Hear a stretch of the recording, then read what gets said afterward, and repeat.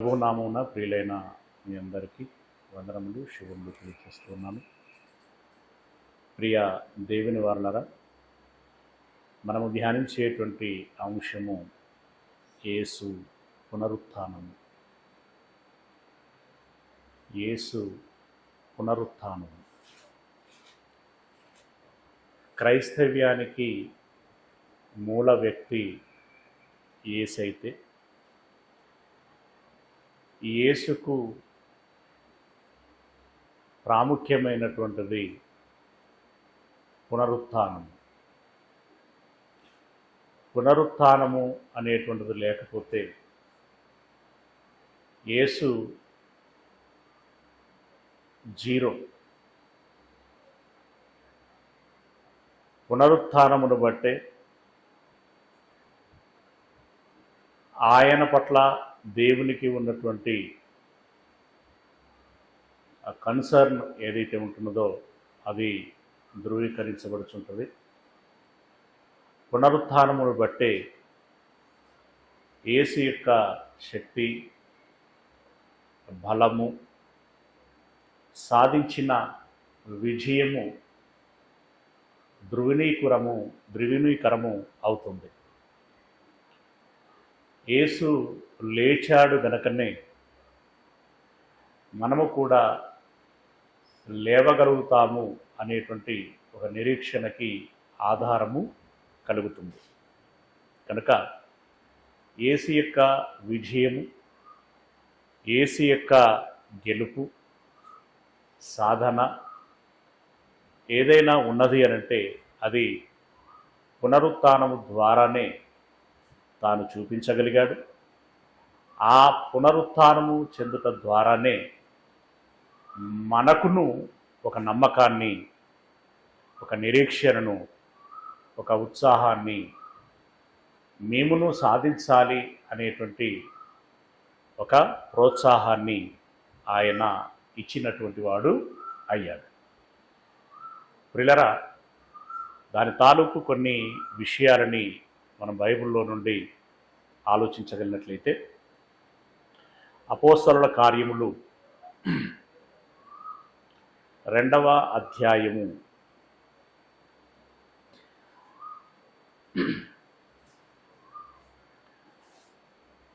ముందు మనము యేసు ప్రభుల వారి మాటలతో ప్రారంభిద్దాం.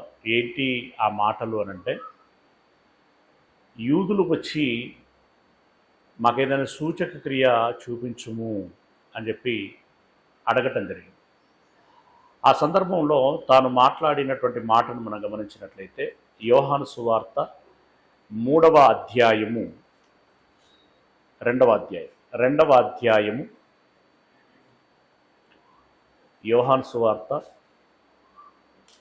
2వ అధ్యాయము 18వ వచనము. కాబట్టి యూదులు నీవు ఈ కార్యమును చేయుచున్నావే, ఏ సూచక క్రియను మాకు చూపెదవని ఆయనను అడగగా, యేసు ఈ దేవాలయమును పడగొట్టుడి, 3 దినములలో దానిని లేపుదునని వారితో చెప్పాను. తర్వాత యూదులు ఈ దేవాలయాన్ని 46 సంవత్సరములు కట్టిరే, దీనిని నీవు 3 దినములలో లేపుదువా అని అడిగారు. అయితే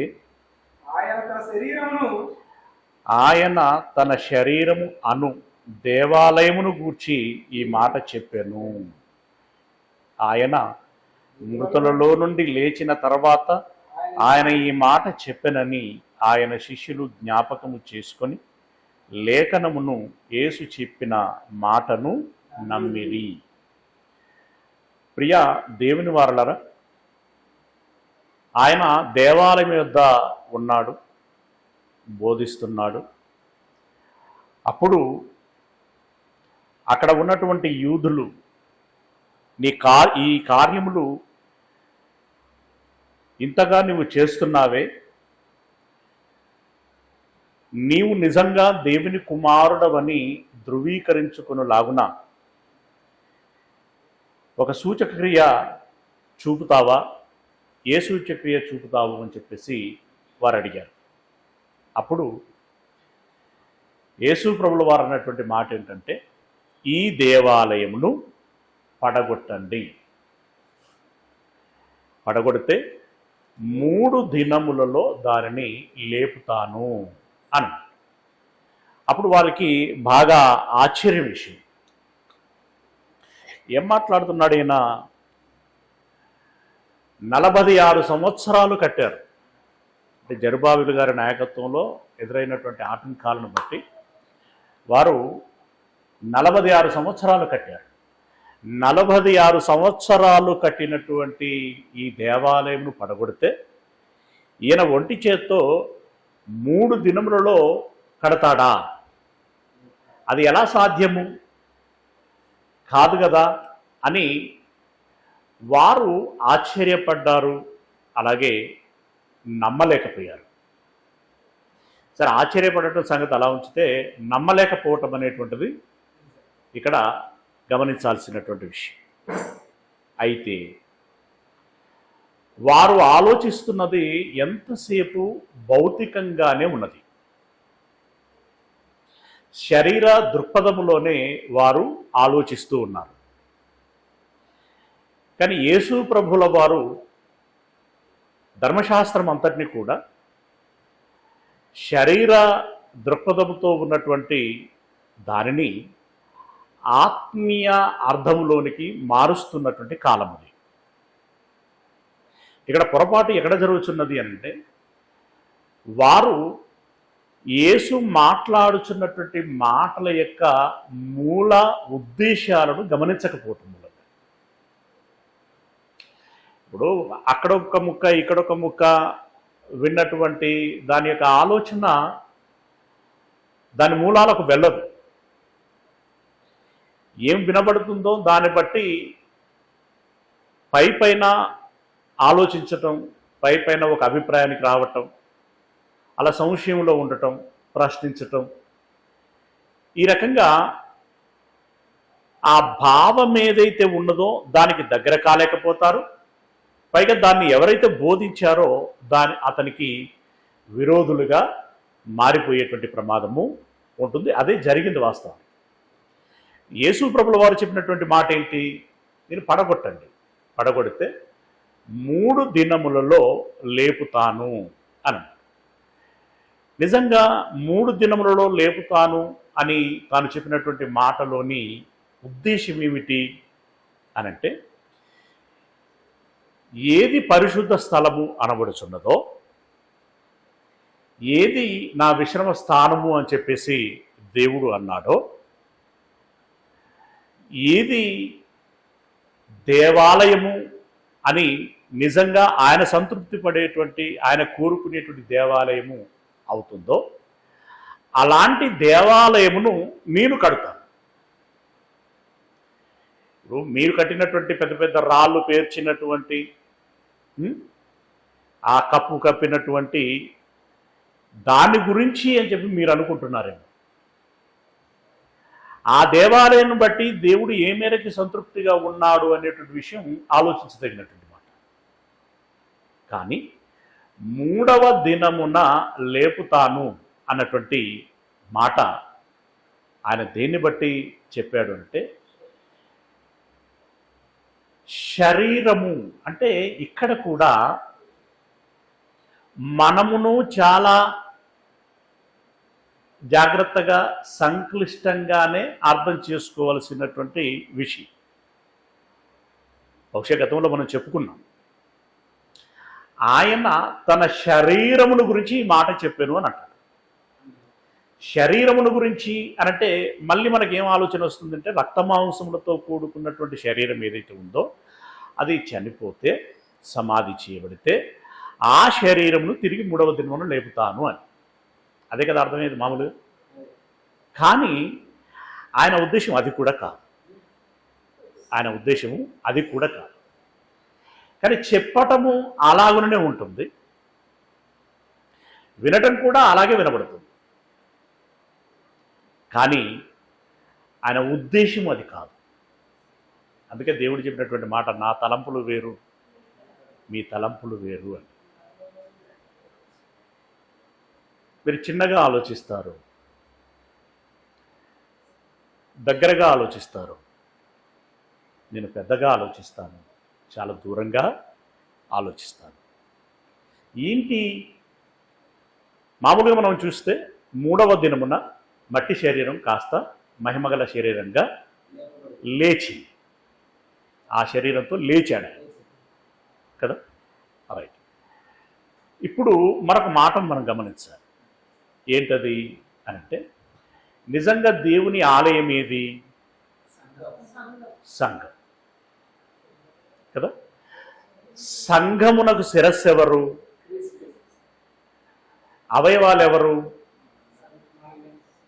సభ్యులు. ఆత్మీయార్థంలో ఇప్పుడు శరీరం ఏది కదా? సంఘం. దేవుని ఆలయం సంఘం, అవునా? ఆత్మీయార్థంలో శరీరము సంఘం. 3వ దినమున లేపుతాను అన్నటువంటి విషయం ఏంటంటే, చూడడానికి మహిమగల శరీరం లేచింది. అయితే తాను చెప్పినట్లుగా 3వ దినమున లేస్తానని ఏ విషయం అయితే చెప్పాడో దాన్ని బట్టి అనకూడదు. యాక్చువల్గా ఆమె లేపనాలను పూద్దామని చెప్పి మగ్దలేని మరియ వెళుతుంది. అప్పుడు దేవదూత చెప్తుంది, నువ్వు యేసుని వెతుకుచున్నావు, ఆయన ఇక్కడ లేడు, గలిలయకు వెళుచున్నాడు. నువ్వు శిష్యులకు చెప్పి గలిలయకు వెళ్ళినట్లయితే అక్కడ మీరు అతన్ని కలుసుకోగలుగుతారు అని చెప్పడం జరిగింది. ఇంకొక సందర్భంలో తోటమాలి అని అనుకొని యేసయ్యని భావించడం జరుగుతుంది. అక్కడ కూడా యేసు ప్రభుల వారు చెప్పినటువంటి మాట ఏంటంటే, శిష్యులని గలిలయకు రమ్మని చెప్పు, నేను గలిలయకు వెళుతున్నాను అని చెప్పడం జరిగింది. అలా అతడు గలిలయకు వెళ్ళాడు. వీరు గలిలయకు వెళ్ళి ఒక గదిలో కూడుకొని ఉన్నటువంటి తరుణంలో ఆ గదిలోనికి అతడు ఉన్నపలంగా వెళ్ళాడు. తలుపులు వేసినట్టుగా ఉండగానే వెళ్ళాడు. వెళ్ళిన తర్వాత వారు ముందు భయపడ్డారు. మీరు భయపడకండి అని చెప్పి, సరే మొత్తానికి దాంట్లో ఏం జరిగింది? తనను తాను కనపరుచుకోవటం జరిగింది, అర్థం చేయించుకోవటం జరిగింది. నేను మీ యేసును, నేను మీ గురువుని, మీ నాయకుడిని, మిమ్మల్ని నడిపించినటువంటి వాడను అని తనను తాను రుజువు చేసుకున్న తర్వాత వారు అతన్ని నమ్మారు. రైట్. ఎప్పుడైతే నమ్మారో అంటే యేసు ప్రభువుల వారు ఎప్పుడైతే లేచారో ఆయన విశ్వాసమునకు కర్త అయ్యాడు. ఎట్లా? ఆయన అంతకుముందు నుండి చెప్తూ వస్తున్నాడు, నన్ను హింసించి చంపెదరు, నేను సమాధి చేయబడి తిరిగి 3వ దినమున లేస్తాను. అసలు గాస్పల్ ఏంటి? ఇదే కదా. చంపబడతాను, సమాధి చేయబడతాను, తిరిగి లేపబడతాను. ఇప్పుడు నమ్మవలసింది ఏంటి? ఇదే కదా. దీన్నే నమ్మాలి. ఇప్పుడు ఈ నమ్మకము వారిలో కలిగించాడు. అంటే లేచుట ద్వారా ఆ నమ్మకాన్ని కలిగించటం విషయంలో అతడు విజయం సాధిస్తున్నాడు. తాను లేస్తున్నాడు. ఈ నమ్మకమునకు ఒక పునాది, ఒక ఆధారము కలగచేస్తున్నాడు. ఆ నమ్మకమునకు ఆధారము కలగచేయుటను బట్టి వారు నమ్మి ఒక సమూహముగా ఉండగలిగారు. అంటే ఆయన ఎప్పుడైతే లేచాడో,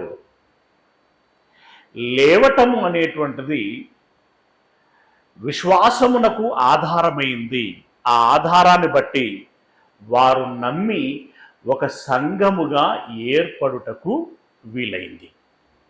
ఆ సంఘమే దేవుని ఆలయమైంది, పరిశుద్ధ స్థలమైంది. అంటే ఆయన తన శరీరమును దేవాలయమును గురించి మాట్లాడాడు అనంటే చిన్నగా ఆలోచిస్తే మహిమగల శరీరం అని అర్థమవుతుంది. అది నిజమే. కానీ కొంచెం ఆ మహిమగల శరీరం వెనకకి, అంటే దాని లోతుల్లోనికి వెళ్ళి ఆలోచిస్తే అది సంఘమును గురించి చెప్పినటువంటి మాట. 3వ దినమున లేపుతాను. మీరు ఒకసారి ఆలోచించండి. ఇప్పుడు ఆ దేవాలయం ఏదైతే ఉందో అది వ్యక్తికి సంబంధించిందా, వ్యక్తులకు సంబంధించిందా? మామూలుగా వాళ్ళు కట్టిన దేవాలయమైనా వ్యక్తులకు సంబంధించినటువంటిది కదా. ఇక్కడ ఆయన చెప్పేటువంటి పడగొడితే 3 దినములలో లేపుతాను అనేటువంటి దేవాలయం కూడా వ్యక్తికి సంబంధించింది అవుతుందా, వ్యక్తులకు సంబంధించింది అవుతుందా? వ్యక్తులకు సంబంధించింది అవుతుంది. ఇప్పుడు వ్యక్తులు లేని దేవాలయంలో దేవుడు వాసం చేయడు, ఇది గుర్తుంచుకోవాలి. వ్యక్తులు లేనటువంటి దేవాలయంలో దేవుడు వాసం చేయడు, అది ఆయనకు అనవసరం కూడా కదా. అంటే వ్యక్తులతో కూడుకున్నటువంటి దేవాలయం అనేటువంటి క్రీస్తు దేహమును గురించి ఆ మాట అక్కడ చెప్పాడు. ఓకే, ఆయన అలా చెప్పి దానికి ఒక ఆధారమును కలుగజేశాడు. ఓకే, ఆయన విజయము సాధించాడు, ఒక పునాది వేశాడు, అవునా, ఒక ఆధారమును కలిగించాడు. ఇది తనను గురించి సంఘమును గురించి చెబుతూ తదుపరి చెప్తున్నటువంటి మాట లాజరు యొక్క అక్కయ్యతోటి మాట్లాడుతున్నటువంటి తరుణంలో లాజరు లేస్తాడు అని చెప్పాడు యేసయ్య. అంటే అవునయ్యా, నేను కూడా నమ్ముతున్నాను, ఆ చివరి డేస్లలో పునరుత్థానం చెందుతాడని నమ్ముచున్నాను అని అంటాడు. అప్పుడు యేసయ్య ఒక మాట అంటాడు, చూద్దాం. యోహాను సువార్త 11వ అధ్యాయము. యోహాను సువార్త 11వ అధ్యాయము 25వ వచనం. 11వ అధ్యాయము 25వ వచనం. అందుకు యేసు, పునరుత్థానమును జీవమును నేనే. అయిపోయింది. పునరుత్థానమును జీవమును నేనే అని అన్నాడు. పునరుత్థానమును నేనే అంటే దాని అర్థం ఏంటి? నేను పునరుత్థానం చెందానా, లేదా నీ తమ్ముడు లాంటి లాజర్లని, యోహాన్లని, పేతుర్లని, మరియలని, మార్తలని లేపేటువంటి వాడను నేనే అనా? పునరుత్థానమును నేనే అనంటే లేపేటువంటి వాడను నేనే. ట్యూన్ మొత్తం తగ్గించేసి, నా చెవులు కింద అంటున్నాను. పునరుత్థానమును నేనే అని అన్నాడు కదా. అంటే లేపేటువంటి వాడను నేనే అంటే ఎప్పుడు చెప్తున్నాడు ఈ మాట? ఎప్పుడు చెప్తున్నాడు? ఆయన బ్రతికుండగానే చెప్తున్నాడు. ఆయనకున్నటువంటి నమ్మకం ఏంటి? నేను లేస్తాను, అలాగే లేపుతాను. లేపుతాను. ఎవరైతే మరణిస్తారో వారు బ్రతికించబడిన ఎడల బ్రతికింపబడినటువంటి వారికి మరణం ఉండదు అని అన్నాడు. అంటే పునరుత్థానములో జరిగేటువంటి విషయం ఏంటంటే, యాక్చువల్గా ఇప్పుడు లాజరును బ్రతికించినటువంటి ఆ సందర్భాన్ని ఆయన పునరుత్థానం అనట్లా. మళ్ళీ ఈ తేడాను గమనించాలి. అప్పుడు బ్రతికించిండు కదా, మళ్ళీ లాజరు మరణించలేదా అని కొంతమందికి ప్రశ్న వస్తుంది. ఆ ప్రశ్న కూడా ఎందుకు వస్తుందంటే మళ్ళీ ఈ లోతుల్లోనికి వెళ్ళకపోవటం మూలంగా. అది భౌతికపరమైనటువంటి మరణము, భౌతికపరమైనటువంటి శారీరక మరణం ఏదైతే ఉందో ఆ మరణము లోనికి వెళ్ళినటువంటి లాజరును మరల బ్రతికిస్తాను అని చెప్పాడు. కానీ పునరుత్థానము అనేటువంటి విషయము అక్కడ ఆ స్త్రీ ఏదైతే మాట్లాడిందో ఆ పునరుత్థానమును గురించి, నేనే పునరుత్థానమును, నేనే జీవమునిచ్చేటువంటి వాడను అని చెప్పి ఇక్కడ ఈ ఆలోచనలో ఉండి మరణించినటువంటి వారు ఎవరైతే ఉంటారో వారు తిరిగి లేపబడతారు, అంటే పునరుత్థానము చేయించబడతారు, పునరుత్థానం జరుగుతుంది. ఎవరైతే పునరుత్థానం చెందుతారో వారు మరలా మరణించరు, శాశ్వతంగా జీవిస్తారు. అంటే తన యొక్క మాటలను బట్టి కానివ్వండి, తన యొక్క క్రియను బట్టి కానివ్వండి, జరిగించినటువంటి కార్యం ఏంటంటే, జరిగింది ఏమిటి అనంటే, ఒకటి, యేసయ్య బ్రతికాడు, నేను బ్రతికాను చూడండి అని చెప్పి విజయ నాదము మోగించాడు. ఓకే, తాను విజయాన్ని సాధించాడు. నేను విజయాన్ని సాధించాను అని చూపిస్తూనే మిమ్ములను కూడా ఈ రకంగా పునరుత్థానము చెందిస్తాను, మిమ్ములను బ్రతికిస్తాను అనేటువంటి ఒక అభయమును ఇచ్చాడు, ఒక ఆధారమును. అంటే మనుషులు అవును యేసయ్య లేచాడు గనుక మేమును లేవగలుగుతాము అనేటువంటి ఒక అభిప్రాయం వారిలో బలంగా పెంపొందింపబడగలుగులాగున అది ఆధారమయ్యేటట్లు చేశాడు. అంటే రెండు కార్యములు జరిగినాయి ఆయన లేవటం మూలంగా. ఒకటి తన విజయం, మరొకటి మరికొంతమంది లేస్తాము అనేటువంటి విశ్వాసమును పెంపొందించుకోవటానికి కావలసినటువంటి ఆధారం. ఆయన లేచిన నాడు, ఆ లేచిన సమయానికి జరిగినటువంటి విషయం అది. ఓకే, ఇప్పుడు మనము అపోస్తలుల కార్యములు 2వ అధ్యాయము, అపోస్తలుల కార్యములు 2వ అధ్యాయము 22 నుండి 23 నుండి మీరు చదువుకోవాలి. తర్వాత 24 నుండి నేను చదువుతున్నాను. మరణము ఆయనను బంధించి ఉంచుట అసాధ్యము. ఎప్పుడు చేస్తున్నారు ఈ ప్రసంగం? ఎవరు చేస్తున్నారు? యేసయ్య పునరుత్థానము చెంది పరలోకమునకు ఆరోహణమైన తర్వాత పేతురు గారు చేస్తున్నటువంటి ప్రసంగం. ఎవరు ఈ పేతురు గారు? యేసయ్యతో 3.5 సంవత్సరాల ఆత్మీయ యాత్ర చేసినటువంటి వాడు, యేసయ్యతో కలిసి సాగినటువంటి వాడు, కలిసి భుజించినటువంటి వాడు, కలిసి నిద్రించినటువంటి వాడు కదా. అతి సమీపముగా మాట్లాడినటువంటి వాడు ఆయన. క్రీస్తు యేసు యొక్క క్షణ క్షణ జీవన శైలిని గమనించినటువంటి వాడు ఆయన. క్రీస్తు మాటల సారమును ఎరిగినటువంటి వాడు ఆయన.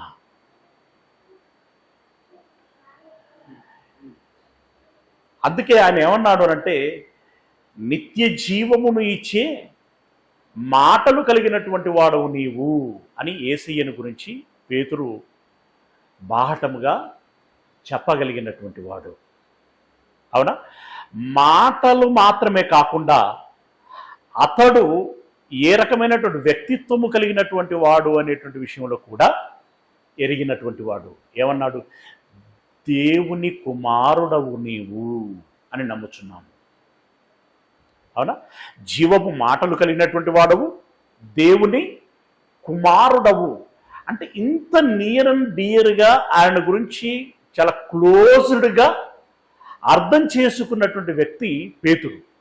పేతురే కాదు, యోహాను, మిగిలిన శిష్యులు అందరూ కూడా ఆ అనుభవం కలిగినటువంటి వారు.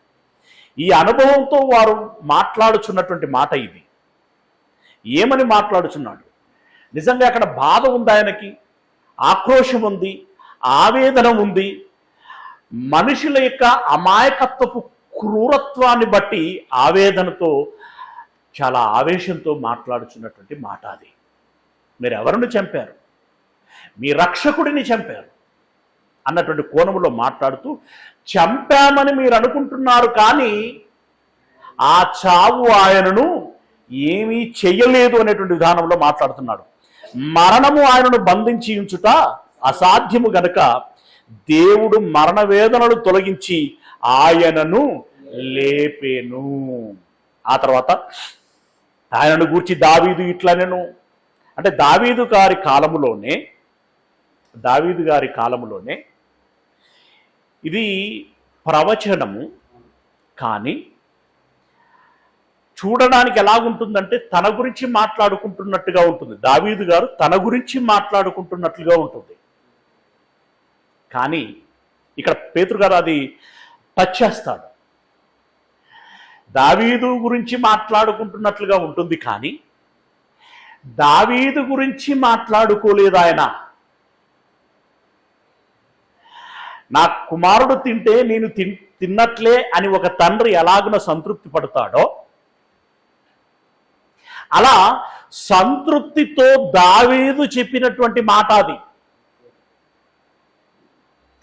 ఎలా అనంటే చెప్తున్నటువంటి మాట చూడండి, గమనించండి. ఆయన గురించి దావీదు ఇట్లనను, నేను ఎల్లప్పుడూ నా ఎదుట ప్రభువును చూచుచుంటిని, ఆయన నా కుడి పార్శ్వమున ఉన్నాడు గనుక నేను కదల్చబడను. కావున నా హృదయం ఉల్లసించెను, నా నాలుక ఆనందించెను, మరియు నా శరీరము కూడా నిరీక్షణ కలిగి నిలకడగా ఉండును. నీవు నా ఆత్మ పాతాళములో విడిచిపెట్టవు, నా ఆత్మను పాతాళములో విడిచిపెట్టవు, నీ పరిశుద్ధుని కుళ్ళు పట్టనీయవు, నాకు జీవ మార్గములను తెలిపితివి. ఇక్కడ మాట, నీవు నా ఆత్మను పాతాళములో విడిచిపెట్టవు, మొదటిది. నీ పరిశుద్ధుని కుళ్ళు పట్టనీయవు, నాకు జీవ మార్గములను తెలిపితివి, నీ దర్శనం అనుగ్రహించి నన్ను ఉల్లాసముతో నింపెదవు అని దావీదు గారు అంటున్నారు. ఈ మాట దావీదు గారే అన్నారు. అయితే అన్నటువంటి మాట ఏంటి? నా ఆత్మను పాతాళములో విడిచిపెట్టవు, నీ పరిశుద్ధిని కుళ్ళు పట్టనీయం. ఇక్కడ జాగ్రత్తగా గమనిస్తే మరి దావీదు గారి యొక్క శరీరం కుళ్ళిపోయిందా లేదా అంటే కుళ్ళిపోయింది. దావీదు గారి శరీరము కుళ్ళిపోయింది. దావీదు గారు ఇప్పుడు ఎక్కడున్నాడు? పాతాళములోనే కదా, పాతాళములోనే ఉన్నాడు. ఈ రెండు పదాలు ఇక్కడ ప్రస్తావన చేశాడు. అతను ఆత్మను పాతాళములో విడిచిపెట్టవు, కానీ అతను పాతాళములోనే ఉన్నాడు. శరీరం కుళ్ళనీయం, కానీ అతని శరీరము కుళ్ళిపోయింది. మరి ఇతడు ఎలా చెప్పినట్టు? అని చెప్పిన దానికి జరిగిన దానికి పొసగలేదు కదా అన్నట్లుగా ఉంటుంది. అయితే ఈ ముడిని పేతురు గారు విప్పుతున్నారు. సహోదరులారా, మూల పురుషుడవు దావీదును గూర్చి మీతో నేను ధారాళముగా మాట్లాడవచ్చును. అతడు చనిపోయి సమాధి చేయబడిను. యాక్చువల్గా దావీదు గారు ఇలా అన్నారు, కానీ దావీదు విషయంలో జరిగింది ఏంటంటే చనిపోయి సమాధి చేయబడిను. అతని సమాధి నేటి వరకు మన మధ్య ఉన్నది. అతడు ప్రవక్త అయి ఉండెను గనుక అతని గర్భములో నుండి అతని సింహాసనం మీద ఒకని కూర్చుండబెట్టుదును. ఈ మాట మనం ఎలా అర్థం చేసుకోవాలి అంటే, నీ రాజదండము నీ యుద్ధ నుండి తొలగిపోదు అని దావీదు అన్నాడు కదా, దావీదును ఉద్దేశించి అన్నాడు కదా. రాజదండము నీ యుద్ధ నుండి తొలగిపోదు, కలకాలము ఒకడు నీ సింహాసనములో కూర్చుండకుండా ఉండడు. అంటే ఏంటి? దావీదే స్థిరంగా అందులో కూర్చుంటాడని కాదు. దావీదు వారసులు కూర్చుంటారు, దావీదు వారసులు ఏలుతారు. అది ఆ మాట దావీదుకు సంతృప్తిని ఇచ్చినటువంటి మాటనా, బాధ కలిగించినటువంటి మాటనా? సంతృప్తిని ఇచ్చినటువంటి మాట. అలాగే ఆ సంతృప్తి కలిగినటువంటి వాడుగా ఈ ఆత్మీయ విషయంలో కూడా పాతాళములో విడిచిపెట్టబడదు, శరీరము కుళ్ళిపోదు అని చెప్పినటువంటి విషయం ఏదైతే ఉన్నదో దాని విషయంలో ఆయన ఈ మాట చెప్పగలుగుచున్నాడు అనేటువంటి విషయాన్ని గమనించలాగా మనకు చెప్తున్నాడు. అతని గర్భఫలములో నుండి అతని సింహాసనం మీద ఒకని కూర్చుండబెట్టుదును అని దేవుడు తనతో ప్రమాణపూర్వకముగా ఒట్టు పెట్టుకునే సంగతి అతడు ఎరిగి తెలియక మళ్ళీ ఏదో గుడ్డిగా చెప్పినటువంటి మాట కాదు. అంటే దేవుని యొక్క ఆశీర్వాదము నాతో మాత్రమే పరిమితము కాలేదు. దేవుని మాటలు, ప్రవచనాలు నాకు మాత్రమే కాదు, నా తదనంతరపు నా వారసులకు కూడా ఆ ప్రవచనాలలో, వాగ్దానాలలో ఒక్కొక్క మాట ఒక్కొక్క కుమారుడి గురించి అయి ఉంటుంది, అవుతూ ఉంటుంది. అందులో పాతాళములో ఆత్మ విడిచిపెట్టబడదు, శరీరము కుళ్ళిపోదు అనేటువంటి మాట ఇది క్రీస్తు యేసుకు వర్తించేటువంటి మాట అని చెప్పి దావీదు గారు చెప్పాడు అనేటువంటి విషయాన్ని చెప్తున్నాడు. ఆ సంగతి ఎరిగి క్రీస్తు పాతాళములో విడువబడలేదనియు ఆయన శరీరము కుళ్ళిపోలేదనియు దావీదు ముందుగా తెలుసుకొని ఆయనకు తెలిసి యేసు పునరుత్థానమును గూర్చి చెప్పాను. అది యేసు ప్రభుల వారి కాలానికి సుమారు ఎన్ని సంవత్సరాల క్రితం చెప్పాడు ఆయన?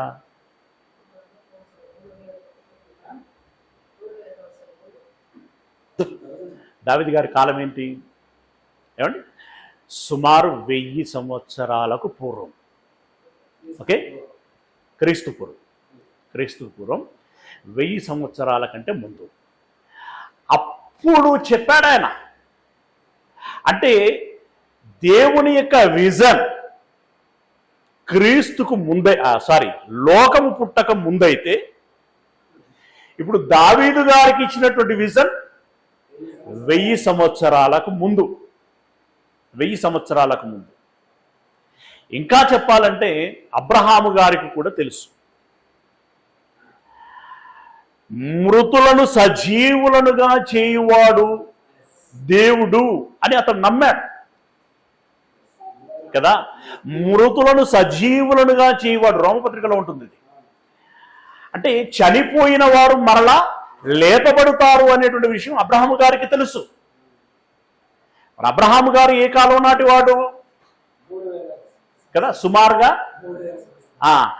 3000 సంవత్సరాల, అంటే 2500, 3000 అలా సుమారుగా ఉంటుంది. ఆ కాలము నాడే అతడు ఇదిగో దేవుని పిల్లలు లేపబడతారు అనేటువంటి విషయాన్ని ఎరిగింటున్నాడు. అంటే ఆయన విజను 3000 సంవత్సరాలు, దావీదు గారి విజను 1000 సంవత్సరాలు. అవునా? ఆ విజన్ని యేసయ్య ఎన్నడు ఎరిగి ఉన్నాడు? ఆ విజన్ని యేసయ్య ఎన్నడు ఎరిగి ఉన్నాడు? లోకం పుట్టక మునిపే. అంటే ఇంతమందికి ఈ విషయము ముందే తెలుసు. దేవుడికి తెలుసు, యేసయ్యకి తెలుసు, అబ్రహాము గారికి తెలుసు, దావీదు గారికి తెలుసు, చివరికి ఈ శిష్యులకి తెలుసు. మధ్యలో ఇంకొంతమందికి కూడా తెలిసి ఉంటుంది, వాళ్ళ పేర్లు మనకు చెప్పి ఉండకపోవచ్చు, లేదా వాళ్ళు మనకు చెప్పకపోయి ఉండవచ్చు. వీళ్ళందరికీ తెలుసు. తెలియందెవరికి? అడుగుచున్న వారికి. అలాగే యేసు లేవకపోయినా లేచాడని వీళ్ళు ప్రాపగండం చేసుకుంటున్నారు, ప్రచారం చేసుకుంటున్నారు అని ప్రశ్నించేటువంటి మతోన్మాదులకి. తెలియంది వాళ్ళకి. కానీ దావీదుకు తెలిసి మాట్లాడాడు ఆయన. క్రీస్తు పాతాళంలో విడవబడలేదనియు ఆయన శరీరము కుళ్ళిపోలేదని దావీదు ముందుగా తెలుసుకొని ఆయన పునరుత్థానము గూర్చి చెప్పెను. ఈ యేసును దేవుడు లేపెను. మీరు పిచ్చి పిచ్చిగా ఎవరికి ఇష్టం వచ్చినట్టుగా వారు మాట్లాడతారని మాకు తెలుసు. కానీ అతడు లేచాడు అనటానికి మేమే సాక్షులము అని అంటున్నాడు. మేమందరము సాక్షులం. కళ్ళారా చూసినటువంటి మమ్మల్ని ఏమార్చగలిగేటువంటి అవకాశం మీకెక్కడుంటుంది? ఏమండి? ఎరిగినటువంటి మేము చెబుతున్నటువంటి మాటను అబద్ధము అని చెప్పటానికి మీకున్నటువంటి ఆధారము ఏముంటుంది? ఇప్పుడు ఇక్కడ ఒక విషయం ఉంది. తిరిగి లేచాడు అని చెప్పటం మూలంగా పేతురు గారికి వ్యక్తిగతంగా ఈ లోకపరంగా కలిగేటువంటి లాభమేమిటి? ఆయనకి ఏమైనా సింహాసనం వస్తుందా? ఏదైనా రాజ్యానికి రాజు అవుతాడా? 10 కిలోల బంగారం వస్తుందా? ఎందుకు చెప్పుకోవాల్సి వస్తుంది? ఆయనకి అవసరం లేదు. ఆయనకి అవసరము లేదు. వాస్తవానికి చెప్పాలంటే యేసు ప్రభుల వారు మరణించిన తర్వాత ఆయన ఎక్కడికి వెళ్ళాడండి? ఇన్ని రోజులంటే ఆయన తోటి ఉంటే దొరికింది, ఇప్పుడు మళ్ళీ మనకు కావాలి కదా అని చెప్పి చేపలు పట్టడానికి వెళ్ళాడు ఆయన. అదే పేతురు శిష్యులు చేపలు పట్టడానికి వెళ్ళారు. అంటే ఈ మాట ఎందుకు చెప్తున్నాను అనంటే, యేసును గురించి ఉన్నది ఉన్నట్లుగా చెప్పటం మూలంగా ఈ లోకములో వారికి కలిగేటువంటి ప్రయోజనం ఏమీ లేదు. ఆ ప్రయోజనము లేనటువంటి వ్యక్తి చెప్తున్నాడు ఏమని? దానికి మేమందరము సాక్షులము కాగా దేవుని కుడిపార్శ్వమునకు హెచ్చించబడి పరిశుద్ధాత్మను గూర్చిన వాగ్దానము తండ్రి వలన పొంది మీరు చూచుచూ వినుచున్న దీనిని కుమ్మరించి ఉన్నాడు. అంటే ఈరోజు మేము మాట్లాడుచున్నటువంటి మాటలకు మీరు ఆశ్చర్యపడుచున్నారు కదా. అయితే మేము ఎలా మాట్లాడగలుగుతున్నాము అంటే, పరిశుద్ధాత్మ అనేటువంటి వరం మా మీదికి రావటం మూలంగా మాట్లాడుచున్నాము. అది ఏమిటి అనంటే, ఇదిగో మీరు చంపినటువంటి యేసయ్యను మరణము బంధించి ఉంచలేదు, అది ఆయనను బంధించి ఉంచుట అసాధ్యము. దేవుడు యేసయ్యను లేపాడు. ఇదిగో మీరు దావీదును నమ్ముతారు కదా, దావీదు పట్ల మీకు గౌరవం ఉంది కదా, ఆ దావీదు చెప్పాడు కదా. ఏమని చెప్పాడు? ఆత్మను ఇక్కడ వాళ్ళని నిజంగా నిలబెట్టి నిగ్గదీసి అర్థం చేయిస్తున్నాడు ఆయన. మీ దావీదు, మన దావీదు ఏం చెప్పాడు? నా ఆత్మను పాతాళంలో విడిచిపెట్టవు, నా శరీరమును కుళ్ళిపోనియవు అని చెప్పాడు కదా. మరి ఇప్పుడు మన దావీదు గారి శరీరం ఎక్కడుంది? మన మధ్యలోనే ఉన్నది కదా, అందులోనే ఉన్నది కదా శవము. మరి అలాంటప్పుడు ఇది దావీదుకి ఎలా వర్తిస్తుంది? దావీదుకు వర్తించదు కదా. మరి కీర్తన గ్రంథంలో ఉన్నటువంటి ఆ 16వ అధ్యాయంలో ఉన్నటువంటి మాటలు మీరు ఏం చేస్తారు? కొట్టేస్తారా? దావీదు అబద్ధం ఆడాడని అంటారా? ఏమంటారు? దావీదు గారి కుమారుడైనటువంటి క్రీస్తు యేసును ఉద్దేశించి ఈ మాట చెప్పాడు. ఆ చెప్పబడినట్లుగానే క్రీస్తు యేసుల వారు పాతాళంలో విడవబడకుండా, ఆయన కుళ్ళిపోకుండా దావీదు తెలియచేసినట్టుగా అతడు పునరుత్థానము చెందాడు అనేటువంటి విషయాన్ని అర్థం చేస్తున్నాడు. ప్రియా దేవుని వారలారా, ఇప్పుడు ఇక్కడ లేచింది ఎవరు? యేసుక్రీస్తు. మోస్ట్ వరల్డ్ ఇన్ఫ్లుయెన్సర్స్ ఎవరైతే ఉన్నారో ఆ టాప్ 10 మెంబర్స్ లిస్టులు ఇచ్చారు మనకి. గతంలో మనము ప్రస్తావన చేసుకున్నాం. ప్రపంచాన్ని ప్రభావితం చేసినటువంటి మొదటి 10 మంది వ్యక్తులు అని చెప్పి, అందులో మొదటి వరుసలో ఎవరున్నారు? యేసుక్రీస్తు. 2, 3, 4లో ఎవరున్నారు? ఏమండి? ఐన్స్టీన్ లాంటి శాస్త్రవేత్త ఉన్నాడు. ఓకేనా? ఆ పిమ్మట ఎవరున్నారు? చరిత్రకారులు ఉన్నారు. అలెగ్జాండర్ లాంటి రాజు ఉన్నాడు. అవునా? ఇలా ఆలోచించుకుంటూ వస్తే మనం జనరల్ వాళ్ళు ఇచ్చిన లిస్టును అలా ఉంచితే, మనం ఎరిగినటువంటి వారి యొక్క ప్రస్తావన మనం చేసుకుంటే, ఫరోలు ఉన్నారు ఎంతోమంది. అవునా? ఎన్ని పిరమిడ్లు ఉన్నాయి కదా? ఫరోలు ఉన్నారు. తర్వాత కైసర్లు ఉన్నారు, అంటే రోమీలు ప్రభావితం చేసినటువంటి వారే కదా, ప్రభావితం చేసినటువంటి వారే. కైసర్లు ఉన్నారు. బుద్ధుడు లాంటి బుద్ధులు ఉన్నారు. ఓకే, వీళ్ళందరూ కూడా ఎంతో కొంత ఇంపాక్ట్ చేసినటువంటి వారే, చెప్పుకోదగినటువంటి ఇంపాక్ట్ చేసినటువంటి వారు. అవునా? అంటే శాస్త్రవేత్తలు ఉన్నారు, రాజులు ఉన్నారు, బుద్ధులు లాంటి వాళ్ళు ఉన్నారు, వ్యాపారవేత్తలు ఎంతో మంది ఉన్నారు. కానీ అలెగ్జాండర్ యొక్క సమాధి ఎక్కడుందండి ఇప్పుడు? అలెగ్జాండర్ యొక్క సమాధి ఉన్నదా అసలు? అలెగ్జాండర్ చనిపోయిందా లేదు అసలు? రెండు చేతులు పైకి పెట్టుకుని చనిపోయాడు. ఓకే, ఆయనను సమాధి చేశారా? చేశారు. ఎక్కడ చేసి ఉంటారు? ఈజిప్టులోని అలెగ్జాండ్రియా అనేటువంటి పట్టణంలో చేశారు. ఇక్కడ నుండి అక్కడ తీసుకెళ్ళి పెట్టారు. మేబీ ఆయన కూడా ఇష్టపడి ఉంటాడేమో పిరమిడ్ని. ఓకే, అక్కడ సమాధి చేశారు. ఆయన అందులోనే ఉన్నాడు. గ్రీకు వీరుడిగా చాలా ప్రసిద్ధిగాంచినటువంటి వాడు అందులోనే ఉన్నాడు. ఫరోలందరూ అందులోనే ఉన్నారు. ఐన్స్టీను సమాధిలోనే ఉన్నాడు. వీళ్ళందరూ సమాధిలోనే. బుద్ధుడు కూడా ఉత్తరప్రదేశ్లో ఉందట ఆయన సమాధి. అవునా? ఆయన సమాధిలోనే ఉన్నాడు. అంటే ప్రభావితం చేసినటువంటి వ్యక్తులు అని చెప్పి ఆయన వెనకాల 2, 3, 4, 5 అని చెప్పేసి లిస్టులు ఇచ్చారు. కానీ వీరెవ్వరూ లేవలేదు. కేవలం యేసుక్రీస్తు మాత్రమే లేచాడు.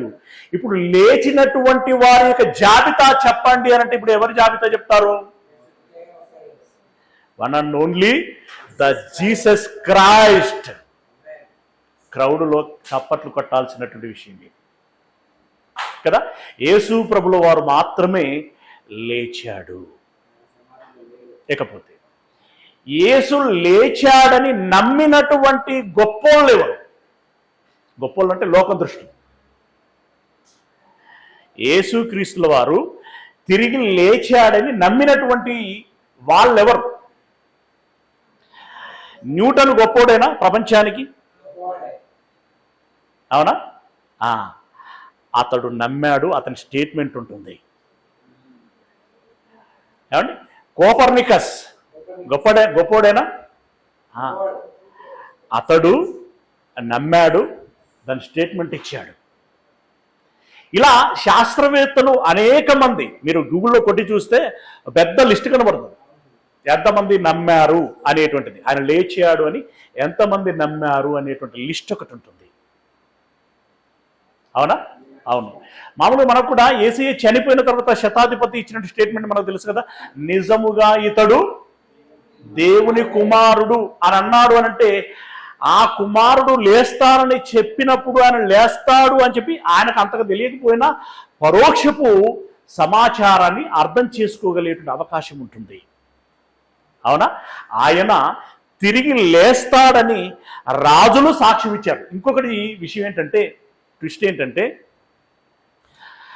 నాస్తికులు ప్రపంచంలో ఒక్కొక్క శతాబ్దంలో ఒక్కొక్క వ్యక్తిని గురించి ఆ గూగుల్ ఇచ్చింది సమాచారం.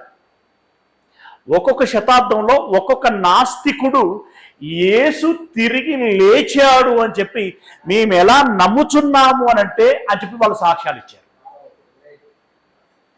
రైట్? అంటే గొప్ప వాళ్ళు అనబడినటువంటి వాళ్ళందరూ కూడా యేసయ్య తిరిగి లేచాడని నమ్ముచున్నారు. అయితే మరి మిగతా వాళ్ళు లేవలేదని మనము అంటే ఇప్పుడు యేసు మాత్రమే లేచాడు అనేటువంటి అభిప్రాయాలు మనం ఉంటే, కొంతమంది మావోళ్ళు కూడా లేచారు అని చెప్పుకునేటువంటి వాళ్ళు లేకపోలేదు. అయితే వారు చెప్పుకునేటువంటి విధానం ఏంటో తెలుసా? పునరుత్థానమును గురించి కాదు, పునర్జన్మను గురించి చెప్పుకుంటూ ఉంటారు. మా తాత మా మనవరాలికి కడుపున పుట్టిండు. పునరుత్థానానికి పునర్జన్మకి ఎంత వ్యత్యాసం? అసలు పునర్జన్మ ఉండటానికి బైబిలికల్గా లేదు, ఛాన్స్ లేదు. సరే, వాళ్ళు అనుకున్నా కూడా, అది నిజము అని కాసేపు అనుకున్నా కూడా, పునర్జన్మకి పునరుత్థానానికి చాలా వ్యత్యాసం ఉంటుంది. నువ్వు ఎవరైతే పునర్జన్మ నొందారని చెబుతున్నావో ఆ వ్యక్తి సమాధి ఇంకా నీ కళ్ళ ముందే ఉంది. ఆ శవం ఇంకా నీ కళ్ళ ముందే సమాధి ఉంది, అందులో శవం ఉంది. శవం ఉండగా నువ్వు పునర్జన్మ అని చెప్తున్నావు. కానీ యేసయ్య సమాధిలో ఏముంది? మడత పెట్టబడినటువంటి గుడ్డ ఉంది. సమాధి చేసేటప్పుడు రోల్ చేశారు కదా, ఆ వస్త్రం మళ్ళా మడత పెట్టి అందులో ఉందట. ఇప్పుడు ఏమోనండి, ఇప్పుడు తెలియదులే కానీ అప్పుడు ఆయన లేచేటప్పుడు వీరు సమాధిని తొంగి చూస్తే ఏం కనబడింది? వస్త్రం కనబడింది. చుట్టేటప్పుడు బందోబస్తులో చుడతారు కదా, దాన్ని విప్పింది ఎవరు? ఏట బండరాయి పెట్టారు, పైగా సెక్యూరిటీ ఉంది. యేసయ్య తనకు తాను ఎలా విప్పుకొని ఉండుంటాడు? ఏమండి, అదే అద్భుతం, అదే మహిమ. యేసయ్య లేపబడ్డాడు, బండ తీయకుండా కూడా వెళ్ళగలడా? అయితే మీరేమనుకుంటారంటే బండ అట్నే ఉంటే అది ఉన్నన్నాళ్ళు ఆయన అందులో ఉన్నాడు అని అనుకుంటారు కదా. ఆ శవం అందులోనే ఉన్నది, అన్ని సమాధులాగే ఈయన సమాధి కూడా ఉంది అని అనుకుంటారు, పొరపడతారు. కాబట్టి పాపం అమాయకురాలు మరియలాగా వస్తారు, ఆయనకి ఏదో సుగంధ ద్రవ్యాలు పూద్దామని ఆరాటపడుతూ ఉంటారు.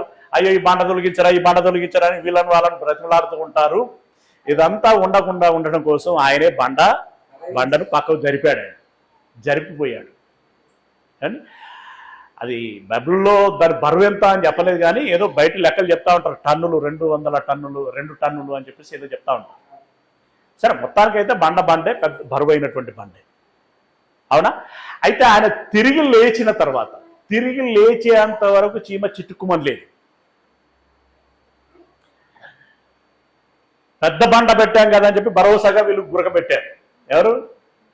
కాపలదారు. తీరా మెలకు వచ్చి చూసిన తర్వాత ఆ బండ తొలగించబడి ఉన్నది. బండ తొలగించబడి ఉంటే చూసి, అదేంద్రా బండ జరిగింది అని చెప్పేసి ఒకరినొకరు లేపుకొని, అరే బండ జరిగింది చూద్దాంరా అని చెప్పి పోయి ఉంటారు. మీరు మెల్లిగిపోయి ఉంటారు, ఎంత గుండె ఏ లెవెల్లో కొట్టుకొని ఉంటుందో. దగ్గరికి వెళ్ళి తీరా చూస్తే లేడు. వాళ్ళకి అర్థమైంది ఏంటి? మేము ఇక్కడే ఉన్నాం, బండ పెట్టే ఉండే, కానీ ఇప్పుడు ఈ బండ తొలగించబడింది, ఆయన లేడు. వారు వెళ్ళి వారి పెద్దలకి ఈ మాటలు చెప్తారు. ఏమని చెప్తారు? ఐడియా ఉందా? యోహాను సువార్తనా, ఏ సువార్తలో ఉందో చూడండి.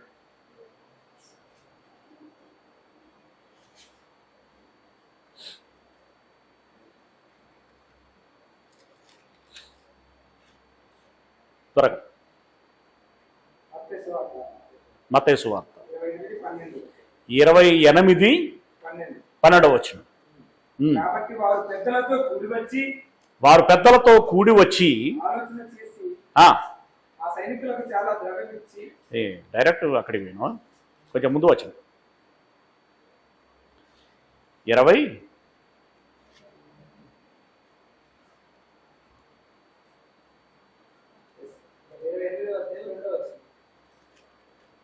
28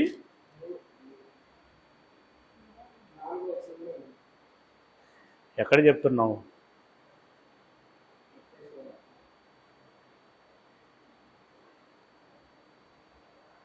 నువ్వు చదివింది నీకే చదవతలేదా?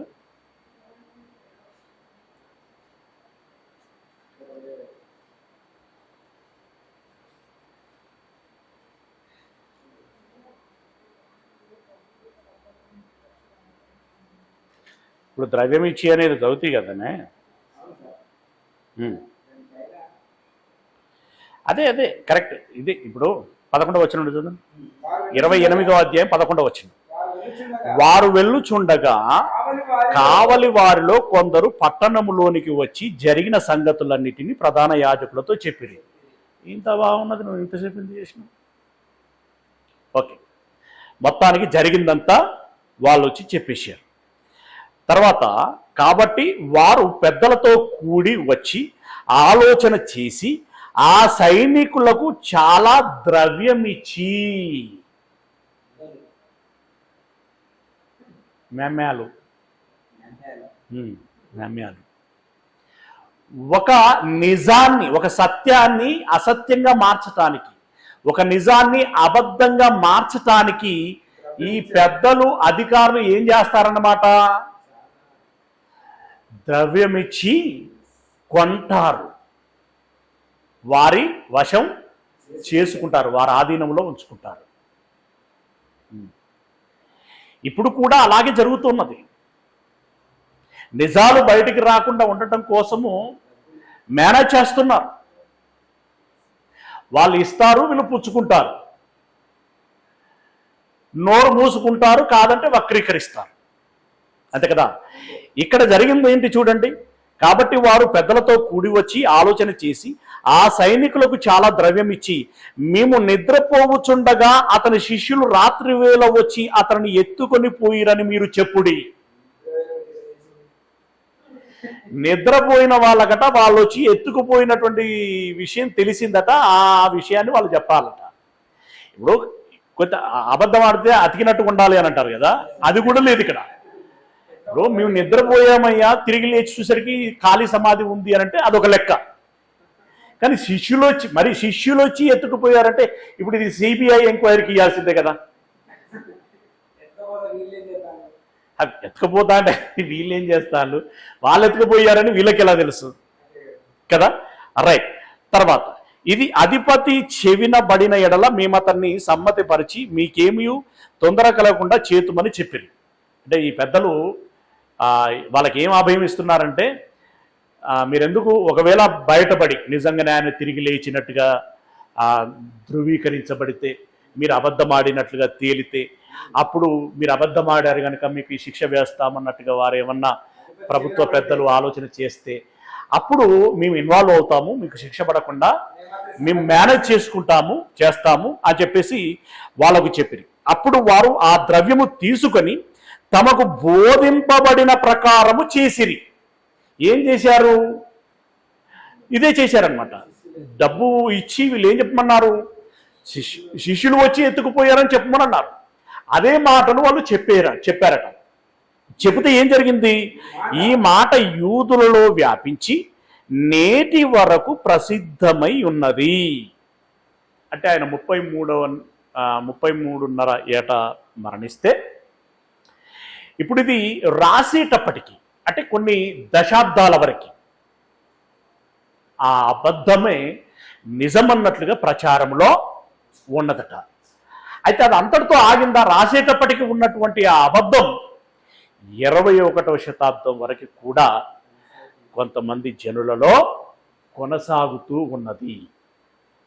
అయితే లంచం తీసుకొని సైనికులు చెప్పినటువంటి అబద్ధాన్ని నమ్ముచున్నటువంటి ఈ ప్రపంచానికి మనం వేయవలసినటువంటి ప్రశ్న ఏంటంటే, ఆయనతో 3.5 సంవత్సరాలు చనువుతో కలియతిరిగినటువంటి ప్రత్యక్ష సాక్షులైనటువంటి పేతురు లాంటి, యోహాను లాంటి, మత్తయి లాంటి శిష్యులు చెబుతున్నటువంటి సాక్ష్యాన్ని మీరెందుకు నమ్మరు? అంటే సమాజంలో ఇది ఒక విచిత్రమైనటువంటి పరిస్థితి. సత్యమును అంత త్వరగా నమ్మరు, అబద్ధములైతే త్వరగా నమ్ముతారు. ఈ మాట యేసయ్య కూడా అన్నాడు, నేను దేవుని కుమారుడనని చెప్పినందుకు మీరు నమ్మరు, మరెవరైనా వచ్చి నేను దేవుని కుమారుడను అని చెబితే మీరు నమ్మేస్తారు. అంటే ఇది మనుషుల యొక్క సైకాలజీ, మనుషుల యొక్క తీరుతెన్ను. అలాగే ఈరోజు ఇప్పటికి యేసయ్య తిరిగి లేచాడు అని నమ్మని వారు ఎవరైనా ఉన్నారు అనంటే వారు ఈ కేడర్కి సంబంధించినటువంటి వారు అని. ఏమండి, వారికి ప్రత్యక్షపరచబడలేదు, వారి కళ్ళు తెరవబడలేదు, వారు నమ్మటం లేదు.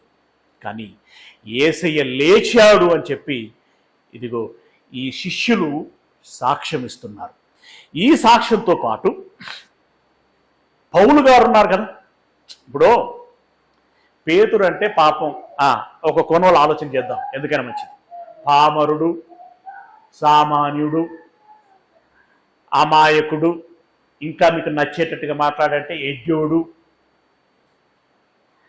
కాబట్టి ఏదో గుడ్డిగా చెప్పేసిండు, తిరిగి లేచిండు అని. కానీ సౌలు అదే పౌలు ఆయన ధర్మశాస్త్ర పాండిత్యం కలిగినటువంటి వాడు, అవునా? సమాజంలో పరపతికి వెళ్ళినటువంటి వాడు, చాలా చురుకైనటువంటి వ్యక్తి, ఎవరితో ఎలా మాట్లాడాలో తగిన నైపుణ్యము కలిగినటువంటి వ్యక్తి. అంతేకాకుండా క్రీస్తు వ్యతిరేకి, క్రీస్తుని గురించి సువార్తను ప్రకటించినటువంటి వారి ప్రాణాలను తీసినటువంటి వాడు. అంటే అలాంటి వాడు, అంటే క్రీస్తు వ్యతిరేక అన్నట్టే కదా. క్రీస్తు వ్యతిరేకే క్రీస్తు లేచాడని చెబితే ఇంతకంటే నీకేం కావాలి? ఇంకెవరు చెబితే నమ్ముతావు నువ్వు? నువ్వు ఫలానా ఆయన చెబితే నమ్ముతాను అని చెప్పు. ఎవరు చెబితే నమ్ముతావు కదా? ఇప్పుడు ఓకే, ప్రారంభంలో అనుకూలురు అన్నటువంటి వర్గం వారు చెబితే నమ్మను అన్నట్టు, మరి ప్రతికూలులు అనేటువంటి వర్గం వాళ్ళు చెబితే ఆలోచించాల్సినటువంటి విషయం కదా. ప్రతికూలుడు అనుకూలుడు ఎప్పుడయ్యాడు? అనుకూలుడు ఎప్పుడయ్యాడు? ఆయన లేచాడని ధృవీకరించుకున్న తర్వాత. ఊరికనే అయ్యాడా? అందుకే ఆయన లేవటం అనేటువంటి చాలా బలమైనటువంటి విషయం. ఆయన లేవకపోతే ఎవరు నమ్మకపోయేవారంటే ఈవెంత పేతురు కూడా ఏదో 3.5 సంవత్సరాలు అలా జరిగిపోయింది అని అనుకుని అదో మంచి కలగానో పీడకలగానో అది విడిచిపెట్టి మళ్ళీ రెగ్యులర్ లైఫ్లో ఉండేటువంటి వారు కదా. కానీ వాళ్ళు నిలబడ్డారు అనన్నా, శత్రువులు సహితము నిలబడ్డారు అనన్నా, దానికి గల ప్రధాన కారణం ఏంటంటే యేసయ్య తిరిగి లేవటం మూలంగానే. లేవటాన్ని బట్టి, ఆ లేచుటను బట్టి నన్నారు. ఒక శత్రువుగా ఉన్నటువంటి సౌలు సహితము నమ్మి ఇంత బలంగా చెబుతున్నాడు అనంటే యేసు లేచాడు అని చెప్పటానికి ఇంతకంటే బలమైన ఆధారం నీకు ఇంకేమీ అవసరం లేదు ఆలోచిస్తే, అవునా? ఆ పౌలు గారు చెప్తున్నటువంటి మాట మనం చూసినట్టయితే అపోస్తల కార్యములు 17వ అధ్యాయము 1వ వచనం నుండి. అపోస్తల కార్యములు 17వ అధ్యాయము 1వ వచనం నుండి మనం చూస్తే, వారు అంపిపొలి అపోల్లనీయ పట్టణముల మీదుగా వెళ్ళి తెస్సలోనికకు వచ్చింది. అక్కడ యూదుల సమాజ మందిరము ఒకటి ఉండెను గనుక పౌలు తన వాడుక చొప్పున సమాజ మందిరము యుద్ధకు వెళ్ళి క్రీస్తు శ్రమపడి, దట్ మీన్స్ సిలువ వేయబడి, ఓకే, చంపబడి సమాధి చేయబడి మృతులలో నుండి లేచుట ఆవశ్యకమనియు నేను మీకు ప్రచురము చేయు యేసే క్రీస్తయున్నాడనియు లేఖనములలో నుండి దృష్టాంతములను ఎత్తి విప్పి చెప్పుచు వారితో 3 విశ్రాంతి దినములు తర్కించుచుండెను. మరొక చోట ఇంకెక్కడ ఏముంటుంది? తర్కించి ఒప్పించుచుండెను అని ఉంటుంది. వాదించి ఒప్పించుచుండెను అని ఉంటుంది, అవునా? అంటే ఇక్కడ పర్టికులర్గా వాడినటువంటి మాట చూడండి, మృతులలో నుండి లేచుట ఆవశ్యకము. ఎందుకంటే చెప్పింది దేవుడు, చెప్పుకున్నది యేసయ్య, చెప్పింది దేవుడు, చెప్పుకున్నది యేసయ్య. ఇదిగో మన పితరుడైనటువంటి దావీదు కూడా చెప్పాడా? యాష్టొత్తాది ఏమని. మన దావీదు కూడా చెప్పాడు. ఇక ఎవరు చెబితే మీకు అర్థమవుతుంది? ఎలా చెబితే మీకు అర్థమవుతుంది? వాళ్ళకు కూడా యాష్టొత్తుంది కదా, అది అర్థం చేసుకోవాలి మనం. మృతులలో నుండి లేచుట ఆవశ్యకమనియు నేను మీకు ప్రచురము చేయు యేసే క్రీస్తయున్నాడు. అంటే ఇక్కడ ఈ కాంటెక్స్ట్ లో మనం గమనిస్తున్నట్టయితే యేసు అనేటువంటి వ్యక్తి, మామూలుగా ఆయన పుట్టినప్పుడు పెట్టినటువంటి పేరేంటి? యేసు క్రీస్తు కాదు, ఓన్లీ జస్ట్ యేసు. మరి క్రీస్తు ఎప్పుడయ్యాడు? లేవటం మూలంగా. ఆ కిరీటం అప్పుడొచ్చింది, ఆయనకి అధికారం ఎప్పుడొచ్చింది? ఈ లోకం మీద నాకు అధికారం ఇవ్వబడిందని ఎప్పుడన్నాడు ఆయన? తిరిగి లేచిన తర్వాత. అంటే తిరిగి లేచిన తర్వాత అంటే మరణించే ముందు ఆ మాట మత్తయి సువార్త లాస్ట్లో ఉంటుంది. మరణించే ముందు చెప్పినటువంటి మాట మళ్ళీ తిరిగి లేచిన తర్వాత కూడా చెప్తాడు, నాకు దీని మీద అధికారము ఇవ్వబడింది, అంటే కిరీటం పెట్టబడింది. అందుకే ఆయన క్రీస్తు, అందుకే ఆయన మెస్సియా, అందుకే ఆయన ప్రభువు. యేసే క్రీస్తై ఉన్నాడు. అంటే ఇప్పుడు మీకు పాయింట్ అర్థమవుతున్నదా? దావీదు గారు ధృవీకరించారు, పేతురు గారు మిగిలిన 12 మంది శిష్యులు ధృవీకరించారు. అవునా? ఇప్పుడు శత్రువైనటువంటి, ఇప్పుడు దావీదు అంటే పుత్రవాత్సల్యం చొప్పున అన్నాడు అనుకుంటాం. అవునా? పేతురు అంటే పాపం, ఆయన వెంబడి తిరిగింది కాబట్టి అభిమానంతో అన్నాడు అనుకుందాం. మరి సౌలు సంగతి ఏంటి? అదే పౌలు.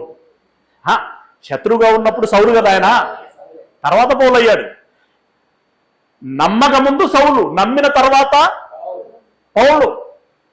అవునా? ఆ పౌలు ఎందుకు చెప్పుంటాడు?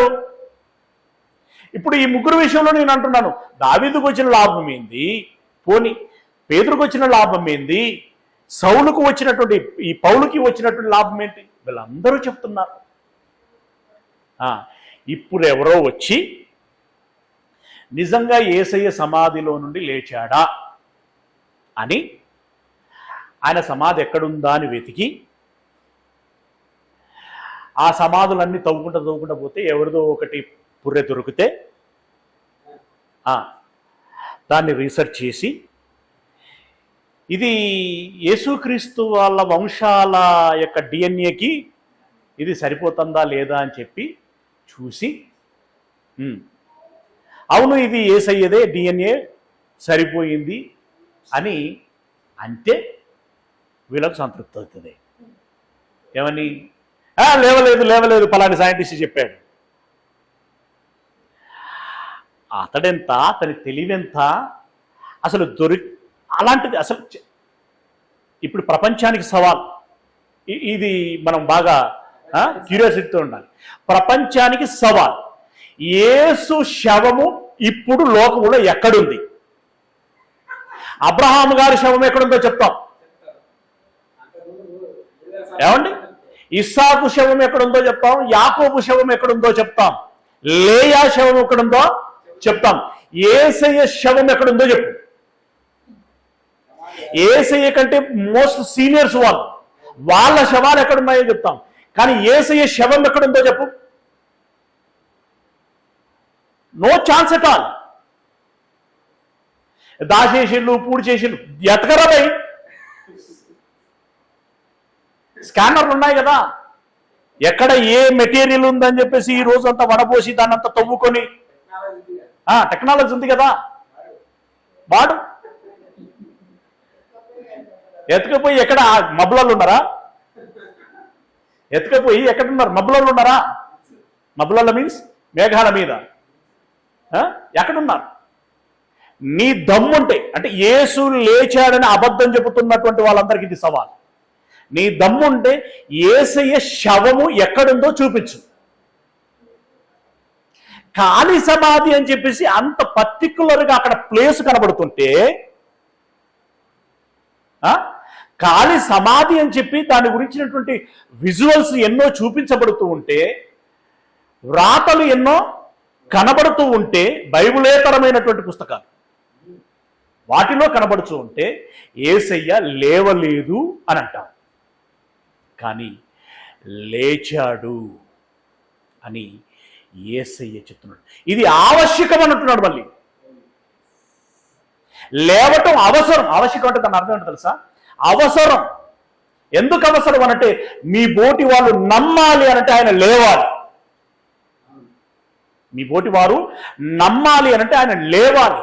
ఆ మాటను మనకి ఇక్కడ 31వ వచనంలో చెప్పాడు చూడండి. ఎందుకనగా తాను నియమించిన మనుషుని చేత నీతిని అనుసరించి భూలోకమునకు తీర్పు తీర్చబోయేది ఒక దినము నిర్ణయించి ఉన్నాడు. మృతులలో నుండి ఆయనను లేపినందున